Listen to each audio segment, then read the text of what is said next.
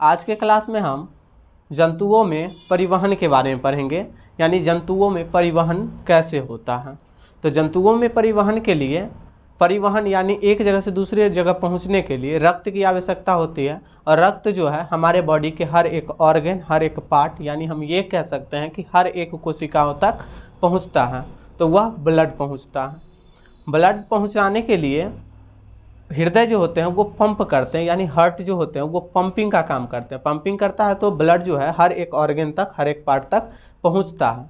साथ ही साथ पहुंचने के लिए रास्ता होना चाहिए कोई ना कोई, तो रास्ता यानी कोई ना कोई नस होना चाहिए। सिंपल सा नस को हम रक्त वाहिनीय कहते हैं या फिर रक्त वाहिकाएँ कहते हैं, जिसे हम ब्लड वेसल्स भी कहते हैं। तो जंतुओं में परिवहन में पढ़ने के लिए हमें रक्त पढ़ना होगा, हृदय पढ़ना होगा और रक्त वाहिकाएँ को पढ़ना होगा, जो यहाँ पे हम लिख चुके हैं जंतुओं में परिवहन में, जो कि हमें रक्त पढ़ना होगा, हृदय पढ़ना होगा और तीसरा रक्त वाहिकाएँ पढ़ना होगा, यानी जिस रास्ते से जाएगा वो रास्ते के बारे में। चलो मिटाओ। तो मेनली अब हम रक्त के बारे में पढ़ेंगे, यानी ब्लड के बारे में। ब्लड जो है यह एक तरल संयोजी उत्तक है। ब्लड कैसा उत्तक है? तो तरल संयोजी उत्तक है। ये क्वेश्चन रहता है कि ब्लड क्या है, तो हम बोलेंगे तरल संयोजी उत्तक है। ठीक है, रक्त एक तरल संयोजी उत्तक है। दूसरी बात है कि इसका जो pH मान होता है वह pH मान इसका 7.4 होता है, यानी यह क्षारीय प्रवृत्ति के होते हैं। रक्त का pH मान 7.4 होता है। यह रक्त जो होता है यह लाल होता है। लाल जो होता है वह हीमोग्लोबिन के कारण लाल होता है। इसके बाद रक्त जो होते हैं वह दो स्टेट में होते हैं, एक लिक्विड और एक ठोस। ठीक है, तो जो लिक्विड स्टेट में रहते हैं उसको हम प्लाज्मा कहते हैं और जो ठोस स्टेट में रहते हैं उसे हम रक्त कोशिकाएं कहते हैं। रक्त जो तरल अवस्था में रहते हैं, यानी हम पहले बताएं कि दो प्रकार के रक्त होते हैं, एक तरल अवस्था में रहने वाले और एक ठोस अवस्था में रहने वाले। तो तरल अवस्था में जो रहने वाले रक्त हैं उसको हम प्लाज्मा कहते हैं। जो तरल अवस्था में रहता है उसे हम प्लाज्मा कहते हैं। और प्लाज्मा जो होता है यह रक्त का लगभग 55% होता है, यानी पूरे रक्त का 55% प्लाज्मा होता है, यानी तरल अवस्था होता है। और इसमें 55% में ये रक्त का 55% प्लाज्मा होता है और प्लाज्मा का पूरे परसेंट में 90% जल होता है। 90% जल होता है। फिर यहाँ पे हम देखेंगे तो 7% प्रोटीन होता है, यानी प्लाज्मा में 90% जल, 7% प्रोटीन होता है। और उसके बाद जो बचा 3% उसमें कार्बनिक लवण, अकार्बनिक लवण, वसा और ग्लूकोज होते हैं। तो प्लाज्मा के बारे में हम इतना ही समझेंगे। अब हम समझेंगे दूसरा प्रकार, जो रक्त का दूसरा प्रकार है जो ठोस है, उसको हम बोलते हैं रक्त कोशिकाएं। रक्त कोशिकाएं कहते हैं, जिसे हम ब्लड सेल्स भी कहते हैं। ब्लड सेल्स जो होते हैं यह रक्त का ठोस भाग होते हैं और यह ब्लड का 45% होता है। यानी यहाँ पे जो रक्त है इसका 55% प्लाज्मा है और जो बचा 45% वह रक्त कोशिकाएं हैं। और ये रक्त कोशिकाएं जो होते हैं यह 3 प्रकार के होते हैं। पहला अगर हम देखेंगे पहला तो यह RBC होता है। RBC का फुल फॉर्म होता है रेड ब्लड सेल। ये एग्जाम में पूछ लिया जाता है क्वेश्चन कि RBC का फुल फॉर्म क्या होगा, तो हम बोलेंगे वहाँ पे रेड ब्लड सेल, यानी लाल रक्त कोशिकाएं। लाल रक्त कोशिकाएं जो होते हैं यह लाल होता है और लाल जो होता है वह हीमोग्लोबिन के कारण होता है। हीमोग्लोबिन के कारण होता है।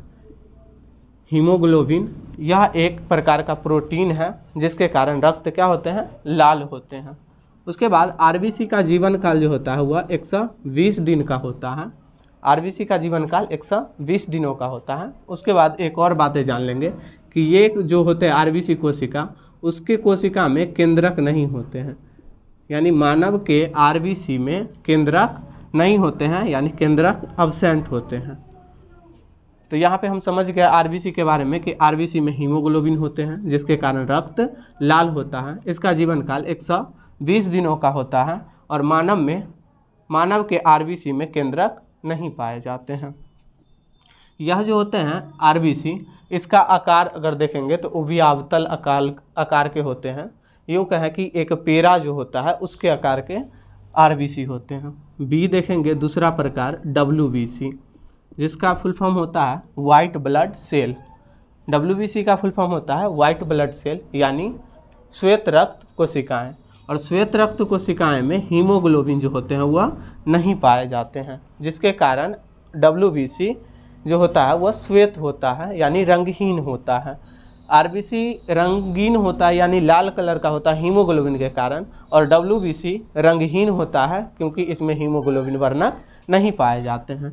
इसमें केंद्रक उपस्थित होते हैं यानी डब्ल्यूबीसी में केंद्रक पाए जाते हैं। यह जो होते हैं डब्ल्यूबीसी मेनली रोग प्रतिरोधक क्षमता होते हैं, यानी कह सकते हैं कि डब्ल्यूबीसी जो है रोग से लड़ने का कार्य करते हैं डब्ल्यूबीसी। तीसरा प्रकार था वो प्लेटलेट्स था, जिसको हम बिंबाणु भी कहते हैं हिंदी में। प्लेटलेट्स ही रहता है, अक्सर प्लेटलेट्स को हिंदी में ऐसे लिख देता है प्लेटलेट्स, तो इसीलिए हम इसका इंग्लिश नाम ही याद रखें अंग्रेजी में ही प्लेटलेट्स। तो प्लेटलेट्स जो होता है यह रक्त का थक्का बनाने का काम करता है। क्वेश्चन ऑब्जेक्टिव रहता है कि रक्त का थक्का कौन से ब्लड के कारण होते हैं, या फिर रक्त के कौन ऐसे प्रकार है जो रक्त को थक्का बनाता है, तो हम बोलेंगे प्लेटलेट्स। तो यहाँ पे प्लेटलेट्स के बारे में भी समझ गए होंगे। अब यहाँ पे हम बताएं जंतुओं में पोषण में, जंतुओं में परिवहन में, कि जंतुओं में परिवहन किस प्रकार से होता है, तो हम बताएं रक्त के माध्यम से होता है और उसको पंप करने का काम हृदय करता है। और तीसरा हम बताएं रक्त वाहिनी है, जो रक्त को एक जगह से दूसरे जगह बॉडी के पार्ट तक पहुंचाते हैं, उसको रक्त वाहिनी कहते हैं। मेनली हम अभी रक्त के बारे में समझे हैं, तो रक्त के बारे में हम बताएं रक्त तरल संयोजी उत्तक होते हैं, जिसका पीएच मान 7.4 होता है। फिर हम बताएं रक्त जो होते हैं वह दो प्रकार के होते हैं, पहला प्लाज्मा और दूसरा रक्त कोशिकाएं। प्लाज्मा जो होते हैं वह 55% होते हैं, जबकि रक्त कोशिकाएं जो होते हैं वह 45% होते हैं। 55% प्लाज्मा का ये 100% हो जाएगा प्लाज्मा, तो 100% प्लाज्मा का 90% जल होते हैं और 7% प्रोटीन होते हैं।